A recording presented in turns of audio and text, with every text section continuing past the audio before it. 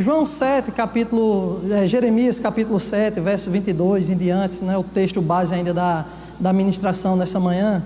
Mas a Bíblia fala de uma reclamação que Deus fez com o seu povo no Antigo Testamento.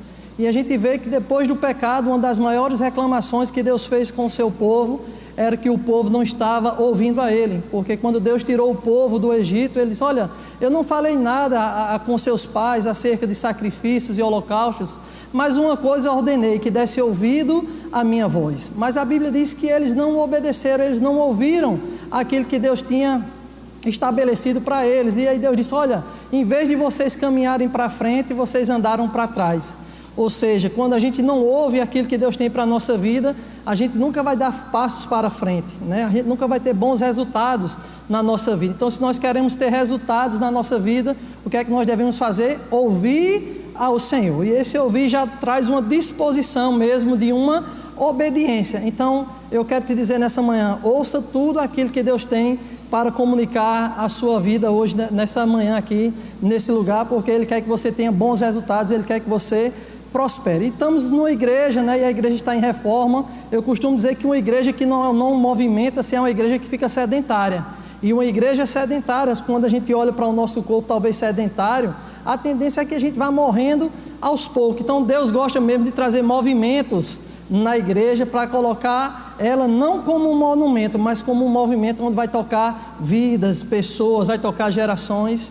Amém? Então a gente deve sempre a cada dia se movimentar. E o tema nessa manhã que eu quero trazer é: eu amo a minha igreja. Quantos amam aqui a igreja do Senhor? Amém. E quando nós falamos acerca de igreja, a gente vê 3 tipos de igreja por meio da palavra de Deus. Igreja, questão de estrutura; igreja, nós como corpo de Cristo; mas também a igreja triunfante do qual nós fazemos parte. E nessa manhã eu quero me deter mais um pouco nessa igreja chamada estrutura, a nossa casa. Amém? Porque quando a gente vê Deus tratando conosco, Deus sempre vai nos plantar em algum lugar. A Bíblia compara a gente a como árvores, né? Eles olham lá no Salmo 1, nós somos como árvores plantados junto a ribeiros de água. Jesus, quando foi curar aquele cego, ele disse: você está vendo? Ele disse: eu vejo pessoas como árvores. Então Deus compara a gente a árvores, e árvores tem que estar plantado. E a Bíblia diz no Salmo que plantados pelo Senhor, eles vão florescer na casa de Deus. Então Deus faz uma plantação na nossa vida, e Ele sempre vai nos plantar na sua casa. Amém? Porque é o lugar que Ele idealizou para que nós venhamos a crescer, a desenvolver e a frutificar. Então, se você quer crescer, você deve estar plantado. E como é que eu sei que Deus me plantou em um determinado lugar? Isaías 55, verso 11 diz: com alegria nós sairemos, e pela paz nós somos guiados. Quantos sentem alegria e paz de estar nesse lugar? Então aqui é um forte indício que aqui é a tua casa, é o lugar onde Deus plantou você. E quando a gente fala dessa questão de igreja, né, quando a gente fala sobre amar a igreja, a gente primeiro deve conhecer o que é essa questão chamada igreja. Quando eu digo que eu amo algo ou alguém, primeiramente eu devo conhecer. Por que eu digo que eu amo a minha esposa? Porque eu a conheço, né, as suas características de qualidade, sei as suas limitações, sei as suas mugangas, e isso me faz a cada dia amar a ela. Amém? Aleluia. Por que eu digo que eu amo Petrolina? Porque eu conheço Petrolina. Então a gente só pode dizer que ama algo ou alguém a partir do momento que a gente conhece. Eu não posso dizer que eu amo algo se eu não conheço aquilo. E é isso que fala lá em 1 João, no capítulo 4, verso 7, e eu vou adiantar um pouco por causa do tempo. Diz assim, em 1 João capítulo 4, verso 7: amados, amemos uns aos outros, porque o amor de Deus, né, porque o amor procede de Deus, e todo aquele que ama é nascido de Deus e conhece a Deus. No verso 8 diz: aquele que não ama não conhece a Deus, pois Deus é amor. No verso 16, na parte A, diz: e nós conhecemos e cremos no amor que Deus tem por nós. Então isso me faz remeter aqui no verso 8, principalmente na parte B: aquele que não ama não conhece. Então eu só posso dizer que eu amo algo ou alguém a partir do momento que há um conhecimento. É por isso que a Bíblia diz: como é que você diz que ama a Deus a quem não vê? E essa palavra ver fala sobre o conhecer, e odeia a seu irmão a quem você conhece. Você se faz mentiroso. Amém? Então a gente só pode passar a amar a partir do momento que conhecimento chega para nós. E quando nós dizemos que amamos a nossa igreja, devemos conhecer o que é a igreja, para nós termos essa convicção de fato que nós temos esse amor pela casa de Deus. Amém? Então, quando eu digo que eu amo a Deus, eu tenho que conhecer quem Deus é. E se eu digo que eu amo a Deus, eu também tenho que amar aquilo que Deus ama. E o que é que Deus ama? Deus ama a palavra dele. Eu te pergunto, você tem amor pela palavra do Senhor? Ou a Bíblia é apenas um amuleto que você talvez deixa na sua casa aberta lá no Salmo 91? Isso eu digo porque lá na minha casa, lá em Manhinha, lá em Campina Grande, ela tinha uma Bíblia bonita, né, de páginas douradas, ficava, né, num suporte de bronze lá na sala, aberta no Salmo 91. E um dia eu curiando, né, olhando lá, mexendo naquela Bíblia lá, quando ela viu, ela tomou um choque. Menino, não faça isso não. Eu digo, o que é, mãe? Ela disse, não mexa nisso não, deixa aberto no Salmo 91. Eu digo, por quê? Porque está escrito aí que nenhum mal nos sobrevirá e praga nenhuma chegará na nossa tenda. Eu digo, pois está certo, né? Deixa ela aí, eu faço a minha parte, todo mundo fica feliz. Com 3 meses a 4 meses depois, os ladrões foram lá em casa, só não levaram a Bíblia. E eu disse, mãe, não funcionou não. Ela disse, meu filho, eu não sei o que foi não. Mas hoje, pelo entendimento, a gente sabe que a palavra só funciona quando a gente crê com o coração e deixa ela sair pela nossa boca. Amém? Se você crê, o Salmo 91 pode ser verdade na sua vida. Se você habitar no esconderijo do Altíssimo, fizer de Deus a sua habitação, meu irmão, pode ter certeza que nenhum mal lhe sucederá, praga nenhuma chegará na sua tenda. Mas se a gente diz que ama a Deus, a gente tem que conhecer Deus e amar aquilo que Deus ama. E Deus ama a palavra dele. A Bíblia diz que Deus magnificou a sua palavra acima de todas as coisas. A palavra de Deus está afirmada sobre justiça e verdade. Então nós devemos valorizar a palavra do Senhor. Mas Deus também ama o Espírito Santo dele. 2 Coríntios capítulo 13, verso 13, fala sobre, né, a graça do Senhor Jesus. Fala sobre o amor de Deus, mas ele também fala sobre a comunhão que nós devemos ter com o Espírito Santo. E porque às vezes nós não estamos desenvolvendo essa comunhão, não estamos amando ao Espírito Santo, porque estamos tratando ele como algo, mas ele não é algo, ele é alguém. Ele não é uma entidade, o Espírito Santo ele é uma divindade. Ele é uma pessoa, e por ser uma pessoa ele deve ser considerado, ele deve ser amado. Amém? E o Espírito Santo ele quer nos usar. Amém? Eu lembro de Kathleen Kuhlman, ela disse, olha, Espírito Santo, eu não tenho uma aparência boa, eu não tenho uma boa eloquência, eu não sei pregar, eu não sei cantar, mas se você puder pegar o que eu não tenho e fizer alguma coisa, pode ficar livre. E a gente vê quem foi Kathleen Kuhlman, uma das mulheres mais usadas por Deus na área de cura, de evangelismo, das manifestações do Espírito Santo. Então você deve amar ao Espírito Santo, mas Deus também ama o propósito pelo qual Ele nos estabeleceu. Meu irmão, eu e você nascemos por causa de um propósito. Muita gente pensa que a gente nasceu e Deus deu um propósito a gente. Não, pelo contrário, Deus deu você a um propósito.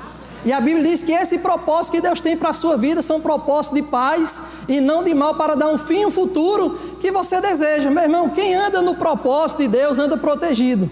Por quê? Porque Deus protege aquilo que é dele. E se o propósito é dele para a sua vida, pode ter certeza, você vai andar em segurança. A Bíblia diz que todas as coisas concorrem, né? Romanos capítulo 8 fala que todas as coisas concorrem para o bem daqueles que amam ao Senhor. Mas não é apenas amar ao Senhor, mas é viver também segundo o seu propósito. Então quando você vive propósito, Deus faz até com que seus inimigos abençoem a sua vida. Amém, irmãos? Mas a gente está falando acerca de amar a Deus, de conhecer a Deus e amar o que Deus ama. E sabe, Deus ama pessoas, irmãos. Qual é o nosso propósito maior de vida? É amar a Deus sobre todas as coisas, mas também servir pessoas. Aleluia. Mas também não é andar com todo mundo. Nós devemos amar a todos, mas Deus não mandou a gente andar com todos. Amém? Porque a associação, meu irmão, é igual ao elevador, vai levar você para cima ou leva você para baixo. E eu digo a você, fique pessoas associadas com pessoas que te levam para próximo de Deus. Mas a gente vê também que Deus ama a casa dele. Por quê? Porque igreja não é invenção de homens. Igreja é uma invenção divina. Foi Deus que estabeleceu a igreja. A gente vê quando o pessoal estava sendo perseguido e Gamaliel tomou a frente, lá em Atos capítulo 5, diz, olha, fica tranquilo. Você lembra de Teudas? Alguém que foi levantado, conversou 400 pessoas, mas depois que morreu, ninguém se fala mais nele. Lembra de Judas também da mesma coisa? Meu irmão, se isso for de Deus, vai vingar, mas se não for, isso vai acabar. Mas sabe, meu irmão, a igreja tem resistido até os dias de hoje, porque a Bíblia diz que as portas do inferno não vão prevalecer contra a igreja do Senhor. Amém? E se a igreja fosse invenção de homens, lá em Apocalipse, quando Jesus estava escrevendo para as igrejas, ele diz, olha, vamos fechar tudo isso aí, porque eu não tenho parte nisso. Não, você não vê Jesus pedindo para fechar a igreja. Porque a gente entende que igreja, ela não se abre, igreja, ela nasce. O que abre é a empresa, meu irmão. Igreja, ela nasce, sabe? Tem igrejas que nascem no coração de Deus. Essa igreja, meu irmão, nasceu no coração de Deus para abençoar a mim e a sua vida. Mas qual é o propósito da igreja? Qual é o projeto dessa igreja? A gente vê lá em Mateus, capítulo 16, verso 18, quando Jesus tem uma conversa com os seus discípulos. E é esse o texto base dessa ministração, Mateus capítulo 16, verso 18. A Bíblia diz que Jesus vai com seus discípulos caminhando lá em Cesareia de Filipe, e ele chega em uma região, e ele faz uma pergunta: o que dizem os homens quem eu sou? E uns dizem: olha, estão dizendo que o Senhor é Elias, outros João Batista, Jeremias ou alguns dos profetas. Mas a gente vê que a atenção de Jesus não estava para aquela resposta. Ele não queria saber, o interesse dele não era saber o que as pessoas achavam quem ele era. Mas ele diz: olha, e vocês, quem dizem que eu sou? E aí Pedro se adianta, e aí entra nesse versículo aí, e Pedro diz: tu és o Cristo, o Filho do Deus vivo. E aí Jesus olha e diz: olha, Pedro, falaste bem, não foi carne e sangue que te revelou, mas foi o meu Pai que está nos céus. Eu também te digo que tu és Pedro, e sobre esta pedra eu vou edificar a minha igreja. Aleluia! Não era sobre Pedro que a igreja seria edificada, era sobre a revelação que Pedro teve. Qual foi a revelação? Que Jesus é o Cristo. Então, se você quer saber se uma igreja é de Deus ou não, veja o fundamento dela, se tem Jesus como fundamento. E quando a gente olha acerca da igreja, a gente entende sobre uma lei chamada a lei da primeira menção, que em geral é definida quando algo é mencionado a primeira vez nas Escrituras, traz consigo um significado que é consistente em toda a Bíblia.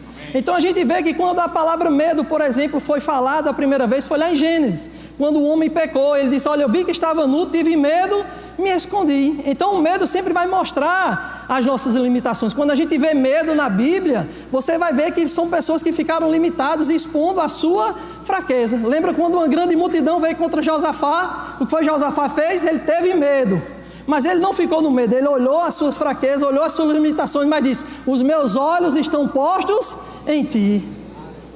Então, quando uma palavra é mencionada na Bíblia a primeira vez, pode ter certeza, meu irmão, que você vai achar o significado dela em todo o contexto de Bíblia.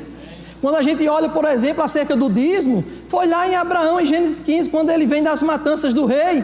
Pessoas vai ter com ele, mas uma pessoa vem ao encontro dele, e ele reconhece que aquela pessoa é uma pessoa enviada de Deus para a vida dele, que é Melquisedeque. E a gente vê que em Abraão, aquele que tinha a aliança com Deus, aonde todas as famílias da terra seriam abençoadas. Mas o que me chama a atenção é que Deus não deixa ele só. Deus não deixa Abraão sem uma cobertura espiritual. Deus envia Melquisedeque, e ele reconhece Melquisedeque alguém como acima dele, alguém superior a ele. Então, meu irmão, cai fora de querer viver a vida sozinho. Você vê, Abraão tinha as promessas, um homem, o pai da fé, mas Deus não deixou ele só, e ele reconhece, e esse reconhecimento traz uma honra para com Melquisedeque. A Bíblia diz que antes de Abraão dar o dízimo a Melquisedeque, o que é que acontece? Melquisedeque abençoa ele. A Bíblia diz que Melquisedeque abençoou a Abraão, pelo que Abraão deu o dízimo de tudo. Então, quando a gente refere a essa questão de dízimo, irmão, a gente não dá dízimo e oferta para ser abençoado. A Bíblia diz em Efésios capítulo 1, verso 3, que nós já somos abençoados com toda sorte de bênção espiritual em Cristo Jesus. Diga para seu irmão, diga: você já é abençoado.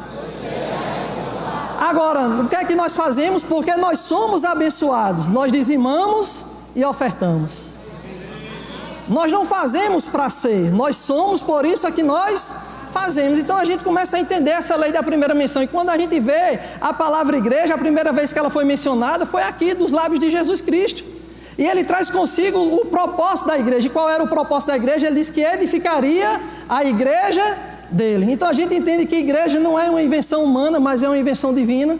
A gente entende que igreja não é um lugar de pessoas perfeitas, mas é um lugar de pessoas que querem crescer em Deus. Amém? Aleluia. Se a gente pudesse botar uma placa, né? Os imperfeitos são bem-vindos nesse lugar. Porque, meu irmão, se você está procurando uma igreja perfeita, eu digo a você: pare de procurar, porque você não vai achar. Mas, porém, todavia, se você encontrar, nem entre nela, para que você não estrague tudo. Porque somos pessoas imperfeitas, meu irmão. Aí mostra o quê? A nossa humanidade e a nossa dependência de Deus. Mas existem igrejas que devem estar com a sua base, o seu fundamento em princípios que são perfeitos. E sabe, como igreja, Verbo da Vida, nós temos princípios, nós temos valores que norteiam a nossa vida, como uma vida de fé, uma vida de integridade, excelência, uma firmeza doutrinária, amém, um coração para servir, um fervor de espírito, uma vida abundante, unidade e amor, paz e alegria. Esses são os nossos valores, irmãos. E se é o valor dessa igreja, deve ser o valor também da sua vida. Amém? Mas a gente vê que não existe igreja perfeita, porque Jesus disse que a igreja dele seria um lugar de edificação. Todas as vezes que a palavra igreja, o corpo de Cristo, aparece no Novo Testamento, sempre vai vir acompanhado de edificação. Efésios capítulo 4, quando Deus fala dos dons do ministério, lá no verso 11 e diante, ele diz que, olha, esses dons foram dados à igreja com vista ao aperfeiçoamento dos santos para a edificação do corpo de Cristo. A Bíblia diz em 1 Coríntios 14, o que é que vocês fazem, irmão, quando vocês se reúnem? Um tem salmos, outro tem hinos, outro tem línguas, outros tem profecia. Eles fazem tudo para a edificação do corpo de Cristo. Então a gente entende que igreja é um lugar para a gente ser edificado, um lugar para a gente crescer, meu irmão. Amém? Então seja bem-vindo ao lugar do seu crescimento. Olhe para seu irmão e diga, seja bem-vindo ao lugar do seu crescimento. Aleluia. Mas a igreja também é algo de valor, algo precioso. Lá em Apocalipse, por exemplo, né, ele compara a igreja àquele candelabro de ouro. Então, se é ouro, é um metal precioso, é um metal de valor. Então, mostra a preciosidade que a igreja tem. Então, quando a gente começa a conhecer o que é a igreja, entendendo que ela não é um projeto de homens, mas de Deus. Quando você conhece o que é a igreja, que é a casa de Deus, porque Paulo falou isso em 1 Timóteo, capítulo 3, verso 14 e 15. Ele diz, olha, Timóteo, eu te escrevo estas coisas porque se eu tardar, você fica ciente de como proceder na casa de Deus, que é o quê? A igreja do Senhor. Então a gente entende que a igreja é a casa de Deus. E quando a gente começa a conhecer, meu irmão, o que é a igreja, o propósito da igreja, a gente começa agora a amar esse projeto. Agora, há de convir comigo que o amor, ele vai requerer de nós algumas atitudes, sim ou não? Se eu digo que eu amo a minha esposa, eu tenho que demonstrar isso com atitudes. Que atitudes? Fidelidade, por exemplo. Eu tenho que demonstrar fidelidade à minha esposa. A única pessoa que paga por fidelidade é o velho da lancha, né? O cabeça branca, né? O dono da lancha é o cabeça branca. Então o cabeça branca paga por fidelidade às vezes. Mas enfim, irmão, voltando para cá, né? A gente deve entender que o amor, ele é demonstrado através de atitudes. O amor não é só um sentimento. O amor, ele é uma atitude demonstrada. É isso que fala em 1 João 3,18. Filhinho, não amemos só de palavra ou de aparência, mas em verdade, mostrando pelas nossas ações. Então, se eu digo que eu amo a igreja do Senhor, eu tenho que demonstrar isso através de algumas ações. E quais são essas ações que demonstram o meu amor pela igreja? Sabe qual é a primeira ação que demonstra o seu amor pela igreja? O congregar. Hebreus 10, 25 diz, não deixemos de congregar como os demais. E essa palavra congregar fala sobre episunagogue. Essa palavra epi quer dizer estar sobre, por cima, está em um nível maior. Outras versões falam sobre uma prioridade. E sabe, meu irmão, nós devemos priorizar o congregar. Se Jesus, que é Jesus, meu irmão, ele congregava, por que você acha que eu e você temos a opção de não congregarmos? Porque Deus nunca ia requerer algo de nós se Ele mesmo antes não tivesse feito, meu irmão. A gente vê desde pequeno Jesus congregando. Lembra quando Ele subiu para Nazaré com a sua família? Né? Saiu de Nazaré, foi para Jerusalém. Quando depois de 3 dias, voltando na caravana, perguntaram, Jesus está contigo? Jesus está aí? Não está? Não está? Ele disse, rapaz, vamos voltar. E quando chegaram lá em Jerusalém, onde é que Jesus estava? Na igreja. E ele, menino, como é que você faz um negócio desse com a gente? E qual é a resposta de Jesus? Não compete estar aqui cuidando das coisas do meu Pai, dos negócios do meu Pai. Deixa eu dizer, Deus tem negócio com você nessa igreja, irmãos. A gente vê Jesus já velho, ele vai para o deserto, e quando ele sai do deserto, e deserto simboliza às vezes pressão, circunstância, para algumas pessoas, né? Como tá, irmão? Estou no deserto. Mas Jesus, quando sai do deserto, o primeiro lugar que ele vai é para a igreja, irmão. Tem muita gente que vem para esse lugar no deserto. Aí quando Deus abençoa, o primeiro lugar que quer sair é da igreja. Mas sabe, meu irmão, a gente não vem para esse lugar pelas bênçãos, a gente vem pelo abençoador. E sabe, Deus tem prazer em nos abençoar, porque a Bíblia diz que é a natureza dele galardoar a nossa vida. Mas a gente vê que Jesus sempre ia para a sinagoga como era costume, e ele fazia isso, irmãos. Amém? Jesus congregava. Se Jesus congregava, a gente tem que congregar também. Existem duas coisas, o meu pastor Edilson gosta de dizer algo, né? Que a gente não pode fazer sozinho. A primeira é casar. A gente sabe que a lei está mudando aí, né? Gente casando com bicho, com objeto. Mas eu nunca vi gente casando com ele mesmo. Talvez já tenha mudado, minha pregação já está defasada. Mas se já acontecer alguém casar com ele mesmo, depois você me avisa, porque aí eu aviso o pastor. Então não existem duas coisas que a gente não pode fazer só. A primeira é casar e a segunda é ser crente. A gente precisa um do outro para crescer, irmãos.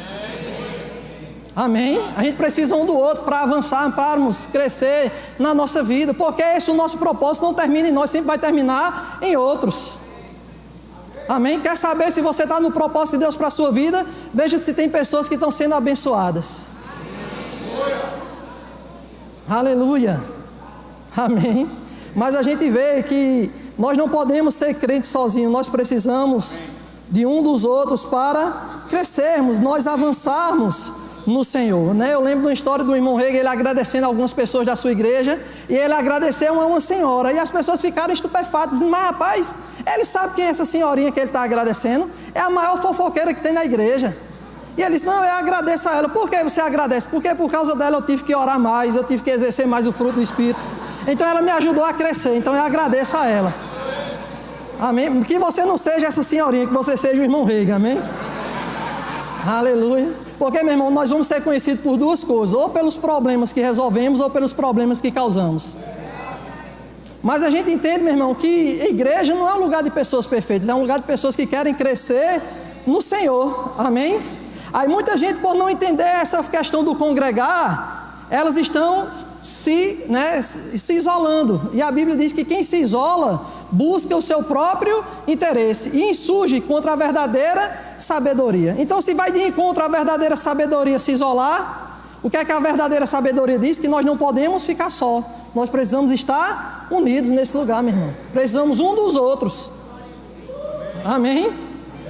Aleluia. Olhe para seu irmão e diga, eu preciso de você, coisa linda. Amém. Aleluia. Mas existe uma moda dos desigrejados. Tem muita gente que não, eu agora sou a igreja. Não, você não é a igreja, nós somos a igreja. Você apenas é um membro, e se não tiver ligado, é um membro solto. E é uma coisa estranha, porque membro só tem funcionalidade se estiver unido ao corpo. Amém? Para, meu irmão, com esse negócio. Não, meu pastor agora é o coach fulano de tal. Mas em Jeremias 3,15, Deus não disse que daria coach segundo o coração dele. Diz que daria pastores, segundo o seu coração, que iria apacentar o rebanho com inteligência e sabedoria. E nada contra os coaches, meu irmão, de quem bem dele utiliza. Amém? Aleluia. Mas você deve ter um pastor sobre a sua vida, e você deve valorizar o seu pastor. E é isso que a gente vê, a pessoa não querendo congregar, não querendo estar unido. E aí o que é que acontece? Fraqueza, doença e morte prematura. Porque quando Paulo escreve lá acerca da ceia do Senhor, ele diz, olha, por que vocês não estão discernindo o corpo de Cristo? Porque vocês não estão querendo ser igreja. É por isso que existe muito entre vós fracos, doentes e muitos que já morreram prematuramente. Então você precisa fazer parte de uma igreja. Sabe, meu irmão, assistir culto pela internet é bom demais, mas nada se compara a estar aqui presencial. Aí muita gente tem pegado regra, exceção, e quer transformar regra na sua vida. Graças a Deus, meu irmão, pelo YouTube, porque a gente é muito abençoado de mensagens que saem do púlpito de você. A gente não pode estar aqui sempre. O que é que a gente faz? Assiste pela internet. Mas tem gente que está selecionando o que quer ouvir. E sabe, meu irmão, se eu fosse dar, quando minhas meninas eram pequenas, o que elas queriam comer era só guloseima, era só doce. Quando a gente vem para a igreja, a gente não vem escutar o que a gente quer, a gente vem escutar o que a gente precisa. E Deus sabe da alimentação necessária para cada um de nós. Amém? Aleluia. Então devemos congregar. E como é que eu demonstro o meu amor pela igreja? Diga, congregando. Mas também trazendo pessoas para esse lugar, meu irmão. Davi, ele disse, alegrei-me quando me disseram, vamos à casa do Senhor. Eu te pergunto, qual foi a última vez que você trouxe uma pessoa para a igreja? Não, pastor, eu ia até trazer, mas como a igreja agora está em reforma, né, eu prefiro, não, meu irmão, traz ela. Traz ela até para ajudar aqui no serviço. Amém? Sabe, meu irmão, eu lembro da história do bispo Guto, como ele foi alcançado por Gilson. Gilson, ele era da Polícia Federal. Ele fazia campanha em frente à casa de Guto. Porque ele dizia, bora para a igreja, o Guto dizia, eu vou, passa lá tal hora. E quando ele passava, o Guto já tinha saído. Aí ele disse, eu vou ficar acampando lá, porque ele vai comigo para a igreja. E sabe, meu irmão, se esse rapaz, se o Gilson não tivesse perseverado, onde é que estaria o bispo Guto hoje? Sabe, meu irmão, não menospreze as pessoas, faz o convite. Tem pessoas que estão a uma ligação de estar aqui nesse lugar. Amém? Aleluia. Traz pessoas para esse lugar, meu irmão. Aquilo que é bom a gente divulga. Amém? A gente está andando no Recife aqui, a pessoa está indo ali, é bom, aquilo é bom, meu irmão. Se tem um lugar que é bom, chama-se igreja. Eu fui muito criticado no tempo porque minhas meninas só viviam em igreja. Mas sabe, meu irmão, eu tenho testemunhos poderosos de pessoas que foram alcançadas através da vida delas. E o que fizeram elas ser assim, o que elas aprenderam na igreja. Amém? Então traga pessoas para a igreja. Uma outra forma de nós demonstrarmos o nosso amor pela igreja é ofertando. Diga, ofertando. Muita gente diz que a primeira parte do bolso, a primeira parte da gente a se converter é o bolso, mas parece que é a primeira a se desviar, né? Mas quando a gente olha Davi lá em 1 Crônicas, capítulo 29, verso 3, Davi diz assim: e ainda, porque amo a casa do meu Deus, o ouro e a prata particulares que tenho, dou para a casa do meu Deus, afora tudo quanto preparei para o santuário. Então o que é que a gente vê aqui? Um princípio. Que princípio? Quem ama, dá. Amém? Diga, quem ama, dá. Você pode dar sem amar, mas é impossível você amar e não querer dar. João capítulo 3, verso 16: porque Deus amou o mundo de uma tal maneira, que foi que aconteceu? Ele deu, meu irmão. Então se você ama a casa de Deus, você não tem problema nenhum em abençoar, meu irmão. Amém? Não pensa que os maiores investidores vão vir da Coca-Cola, da Brahma Chopp. Amém? Vai vir de você, meu irmão. Deus vai prosperar a sua vida. Eu peguei uma frase do pastor Humberto que eu guardo para a minha vida até o dia de hoje, eu sou mais dinheiro na tua mão do que na mão do ímpio. Porque na tua mão tu sabe para onde direcionar, meu irmão. Aleluia. E sabe, Deus vai enriquecer pessoas nesses últimos dias aqui nesse lugar. Amém? Se prepare para prosperar de uma forma sobrenatural, meu irmão. Perguntaram ao pastor Põe o Show, o pastor de uma das maiores igrejas da Coreia do Sul, dizendo: rapaz, o que é que você fez para ter tanto milionário na sua igreja? E ele disse: quando eu cheguei, eles chegaram aqui, eles não eram. Amém? Então se prepare para andar na casa de milhões, meu irmão. Mas às vezes a gente só quer ser fiel naquilo que a gente não tem. Deus sabe, pastor, se eu tivesse acertado na mega da virada, essa construção era por minha conta. Mas, meu irmão, ser fiel naquilo que a gente não tem é fácil demais. Ah, Deus sabe que quando eu tiver 1 hora livre para orar, eu vou me dedicar à oração. Mas se você tem 10 minutos e não ora, meu irmão, não espera ter 1 hora, porque se você não for fiel no pouco, sobre o muito você não vai ser. Amém? Eu lembro do Kenneth Copeland, ele falando que ele não tinha dinheiro para ofertar, mas toda vez que ele ia na casa de Deus, ele deixava um botão da camisa. Mas ele não saía daquele lugar sem deixar nada para o Senhor, porque ele entendeu que ele não poderia estar diante de Deus de mãos vazias. E sabe, ele conta que ele era tão pobre, mas tão pobre, que um dia a pobreza apareceu para ele e disse: olha, nem diga que é pobre que você me envergonha. De tão pobre que ele era. Quando você vai ver a história dele, meu irmão, você vai ver que ele entrou lá no Rema, pegou todos os livros que tinha do irmão Reagan, porque ele entendeu que é fé, que traz à existência as coisas que não são como se já fosse. E o camarada da livraria ficou olhando para ele e disse: você vai pagar como isso aí? Ele disse: está vendo aquele meu carro lá fora? O cara olhou, aí disse: pronto, pode ficar com ele. Aí ele disse: não, meu irmão, leva os livros e leva esse carro daqui também, para você entender o nível que ele estava. Hoje, meu irmão, esse camarada, ele doa aviões, porque ele entendeu esse princípio. Amém? E sabe, meu irmão, é como o pastor Humberto sempre fala: você dando ou não, as pessoas vão falar. Lembra quando Maria chegou aos pés de Jesus, chegou adorando, louvando, chorando lá, ninguém recriminou ela. Mas quando ela pegou algo de valor e quebrou aos pés de Jesus, disse: rapaz, como é que ela faz um desperdício desse? Sabe, meu irmão, às vezes você até estando aqui aparecendo na tela, no telão, levantando as mãos, as pessoas dizem: rapaz, que bênção, que coisa maravilhosa. Mas se aparece você dando, meu irmão, vai dizer: ixi, para que isso? Não é verdade? Mas você deve entender, meu irmão, que é algo que nós temos que fazer. Se nós amamos a casa do Senhor, uma das ações é a gente dar. E quando fala sobre dízimo e oferta, você deve entender: você não é generoso no dízimo. Uma das coisas que você pode ser no dízimo é ladrão ou não, fiel ou não. Porque a generosidade não é expressa no dízimo, porque dízimo é 10%. Agora a generosidade você pode, amém, expressar através da oferta. Mas a Bíblia diz: trazei todos os dízimos à casa do tesouro. Amém? Aleluia. Ele não manda você enviar, Ele manda você trazer. Por quê? Porque Deus quer você aqui nesse lugar, meu irmão. E quem ama dá, diga: quem ama dá. Agora, uma outra ação de quem ama a igreja do Senhor, ele corresponde servindo. Amém? Porque servir não é preencher uma vaga, é ser uma resposta. Nós não estamos aqui para preencher uma vaga. O pessoal está lá fora guardando os carros porque talvez a prefeitura do Recife vai vir aqui: pastor, eu queria contratar algumas pessoas do departamento de trânsito para ser agente aí. Não. Amém? Eles não estão aqui, né, nessa questão de ocupar uma vaga. Eles estão aqui para ser resposta. Amém? Eu estou diante de respostas nessa manhã aqui. Você é uma resposta de Deus para esse lugar. Eu lembro no livro, né, Uma Igreja Irresistível, do Oni Cordeiro. E ele vai passando pelo berçário e ele vê uma professora trocando a fralda de um bebê lá. E ele faz uma pergunta: você sabe o que está fazendo? E ela diz: estou trocando a fralda dessa criança. Ele diz: não, você não entendeu. Você sabe o que você está fazendo? E ela diz: pastor, eu acho que é o senhor que não está fazendo. O senhor não está vendo que eu estou aqui trocando? Ele diz: não, você não está trocando apenas uma fralda de uma criança. Você está abençoando uma família de ser alcançada pelo Senhor. Porque enquanto a criança dela está aqui, existe família dela que está lá ouvindo a palavra de Deus e alcançando. Sabe, meu irmão, servir faz parte da cultura dos céus. Aleluia. Sempre a gente vê, desde Gênesis a Apocalipse, Deus servindo a humanidade.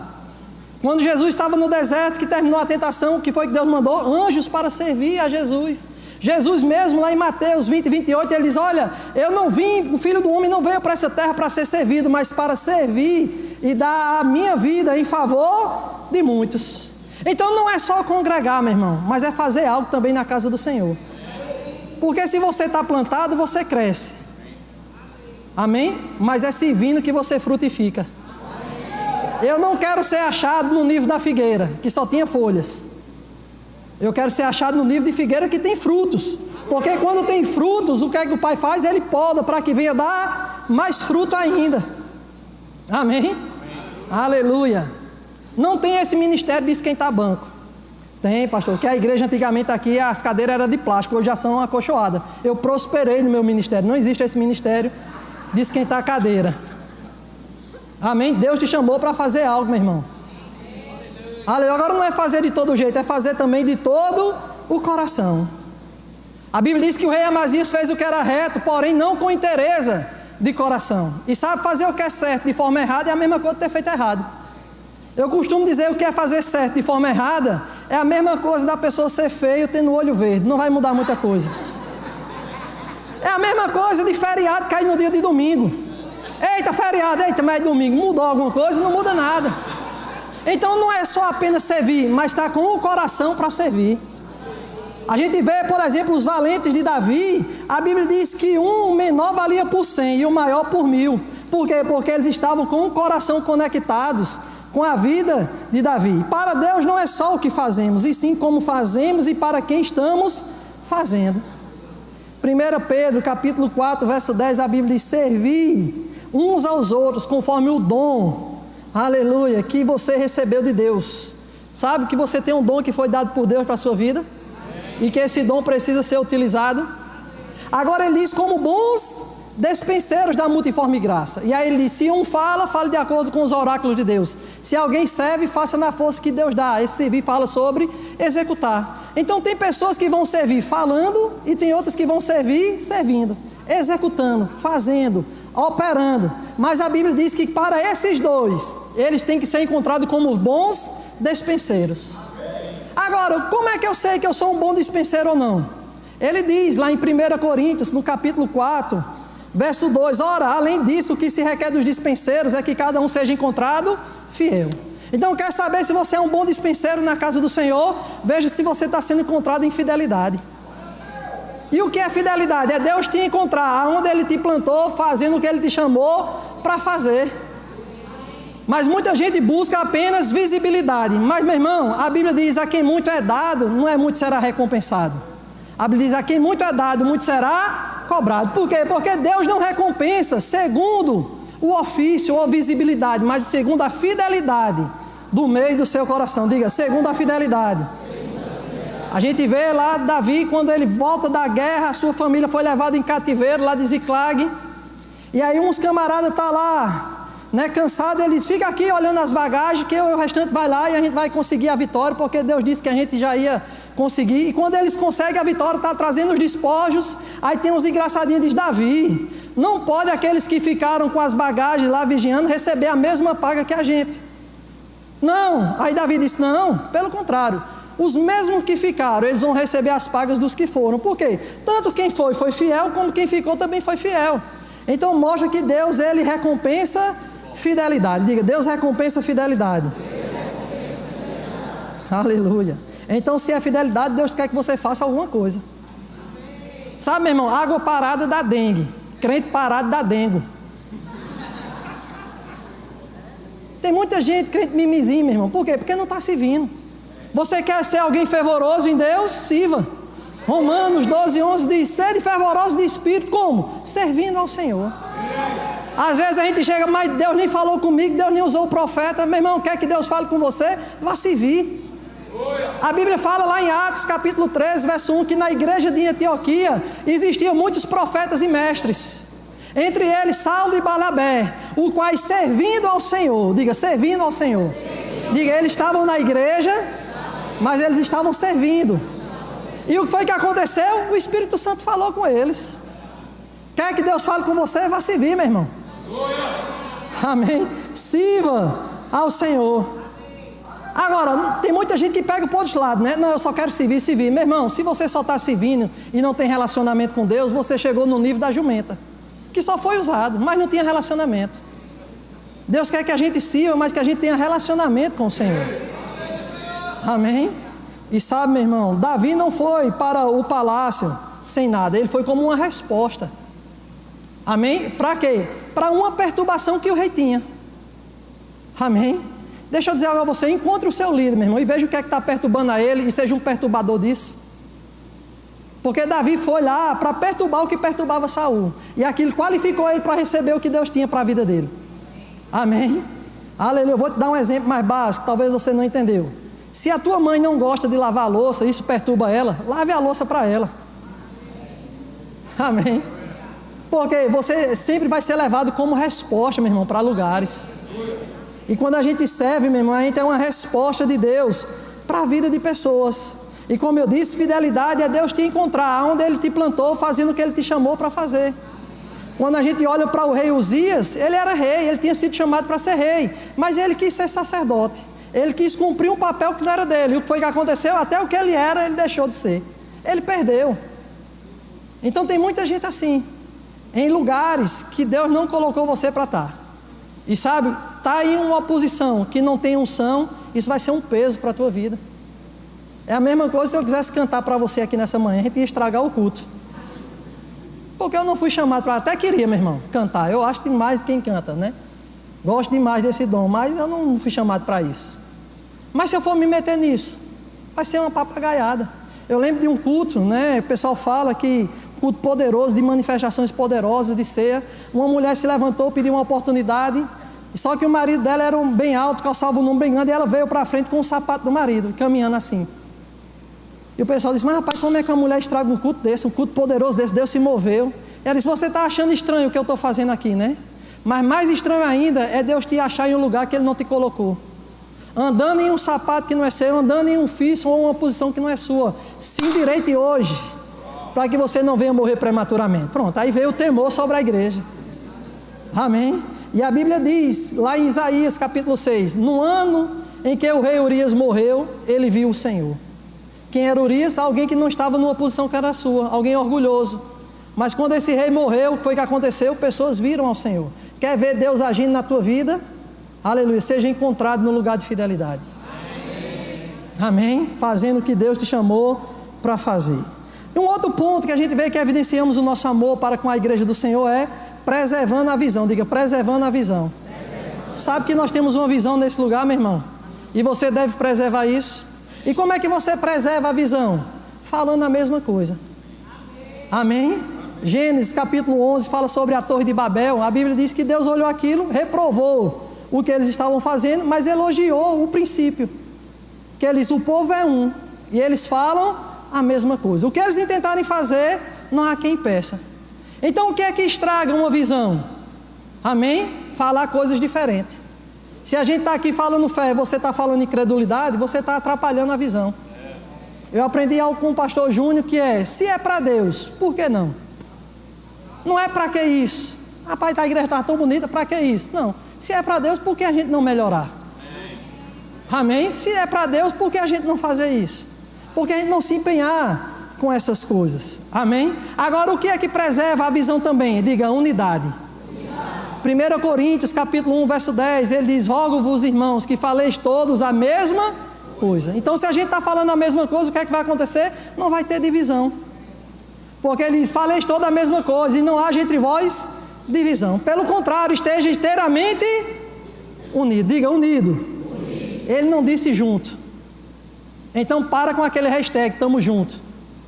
Porque esse hashtag tamo junto fala de pessoas que estão envolvidas, não estão comprometidas. Porque ele disse que ordena a bênção dele não é quando a gente estivesse junto, é quando a gente estivesse unido. Ali ordena o Senhor a sua bênção. Amém? Diga, é na unidade. Aleluia, mais uma vez, diga, é na unidade. Sabe, meu irmão, é a unidade que faz com que a atmosfera fique favorável para o derramar, o manifestar da bênção de Deus. Porque é ali que Deus ordena a bênção dele, onde as pessoas estão unidas. E é a unidade, meu irmão, que faz a gente preservar a visão daquele lugar. Aí eu já vi muita gente assim: Senhor, oramos por unidade na igreja. Mas sabe que Deus não responde essa oração? Porque unidade não é algo que parte de Deus, mas é algo de um esforço nosso. A Bíblia diz: se esforce para você manter a unidade. Aleluia. Algo que eu aprendi com o pastor Humberto foi: abra mão da razão e abrace a paz. Amém? Porque eu estou unido com minha esposa? Porque às vezes a gente abre mão da razão, né? Para ficar em paz. Amém? Vou contar uma coisa dela aqui. Ela sempre foi pontual, meu irmão. Pontual ao extremo, né? Assim, zelosa mesmo pelas coisas. E ela ia dar aula no Rema. E eu digo: eu vou dar aula lá em coisa, você me deixa e vai. Não, mas eu quero isso. Não, mas dá tempo. E aí ela foi dirigindo, eu digo: vai devagar. Ela disse: não, mas você não anda rápido. Eu digo: mas eu me garanto. Ela disse: eu me garanto também. E aí me deixou na igreja, foi dar aula no Rema. Mas antes de chegar lá, o que foi que aconteceu? Bateu o carro. 3 minutos depois ligou para mim: o que foi? Bati o carro. Eu digo: não sabe você? Aí eu me lembrei da mensagem do pastor Alberto: abra a mão da razão e fique com a paz. Se a gente quer manter a unidade, meu irmão, amém, a gente tem que se esforçar para isso. Ah, mas eu já tenho orado por unidade. Não, meu irmão, se esforce agora para você manter essa unidade. Amém? E quando a unidade tiver, você vai ver a atmosfera favorável. Pode vir um grupo de música para Deus manifestar a bênção dele. Porque você há de convir comigo que existe umidade no ar. Pode estar baixa ou estar alta. Mas como é que a gente vê o orvalho, né? Aquela brisa, quando a atmosfera está favorável? Sabe, meu irmão, a Bíblia diz que nós já somos abençoados. Mas como é que a gente vê a manifestação dessa bênção? Trazendo uma atmosfera favorável para se manifestar. E como é que isso ocorre? Através da unidade. E como é que a unidade vem? Você falando a mesma coisa, pensando a mesma coisa, agindo da mesma forma. Amém? Aleluia. Glória a Deus. Somos uma igreja unida, meu irmão. Amém? Jesus não disse que Ele fazia presente onde estivéssemos juntos em seu nome. Ele disse que faria presente onde estivéssemos reunidos. É uma unidade bem mais forte, bem com esforçado mesmo, né? E aí Ele vai estar presente. E sabe, meu irmão, quando nós falamos em visão da igreja, a gente não quer que você vista a visão da igreja. Porque vestir, você pode desvestir, meu irmão. Lembra de Neymar? Ele começou no Santos, até beijava o escudo, né? Sou santista. Mas hoje onde é que ele está? Paris Saint-Germain. Então Deus não nos chamou, Jesus não veio vestir a camisa do reino de Deus. Jesus veio viver o reino de Deus.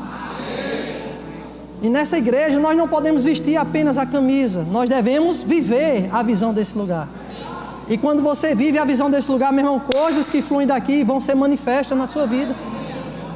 Deus falou comigo: aquilo que você promover para a minha casa, eu vou promover para a sua. E sabe, meu irmão, a gente tem se esforçado naquele lugar, promovendo coisas naquele lugar para que aconteça. E a gente tem visto Deus promover a nossa vida. Sabe, meu irmão, estar aqui pregando para você é uma promoção de Deus para a gente. Amém? Porque quantas vezes eu saí, acordei tarde para ir resolver bronca de membros. pregar para a vida dele lá, né? Para duas pessoas, pai, não faz isso não, de novo, errou nas mesmas coisas.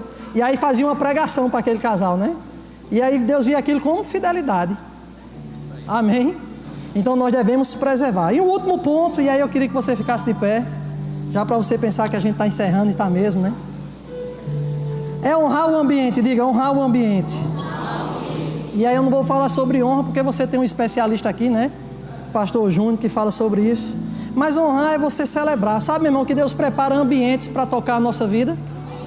E Deus preparou essa casa para mudar a nossa vida. E sabe, meu irmão, eu sei que quem muda a nossa vida é Jesus. Mas, meu irmão, nós devemos ser apaixonados pela casa do Senhor.